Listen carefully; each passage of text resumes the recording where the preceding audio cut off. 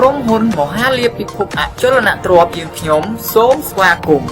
ក្រុមហ៊ុនយើងខ្ញុំមានបម្រើសេវាកម្មលក់ដីឡូដែលមានទីតាំងល្អនិងតម្លៃសមរម្យ